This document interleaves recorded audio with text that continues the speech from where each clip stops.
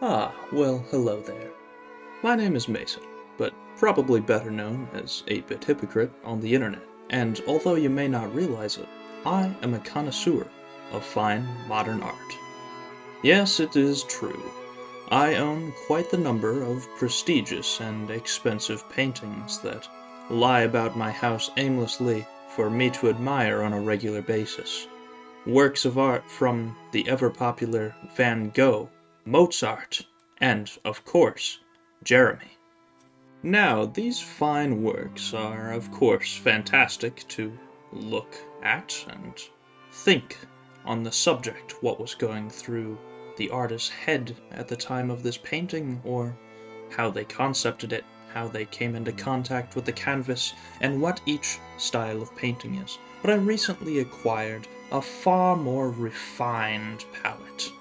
And now I have to admit that these old works bore me. Yes, they are still beautiful, but nothing can truly compare to modern day art. And, of course, I got my hands on one of the rarest pieces imaginable. Not an NFT, but a painting that is simply known as Put This in Your Next Video, by my good friend Tom, who I know personally, of course.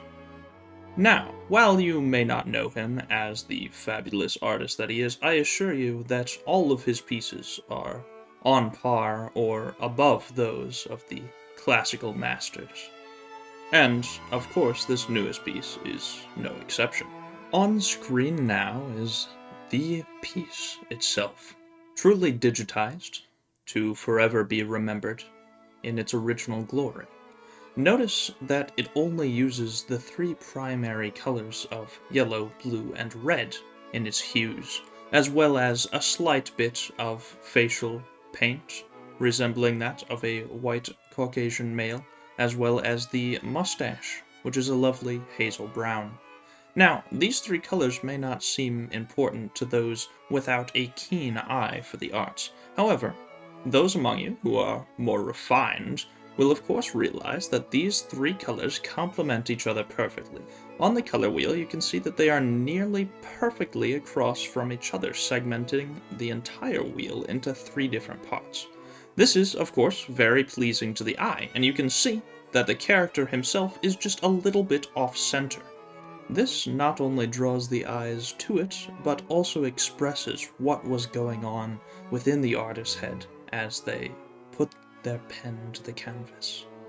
Notice how the body is a little bit squished. You can see that the man is probably in pain, although he does not show it in his blank white eyes.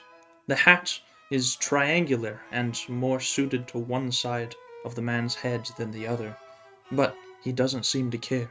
And finally, the feet.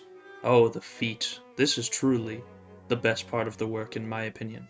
You can see that although some might view it as a mistake, the small lines coming off of the back of the heels are actually there on purpose. You can tell from the strokes that the artist wanted you to view this man as imperfect, but that is the beauty behind it, because, in a way, this man is perfect. He is picturesque, for he is a picture.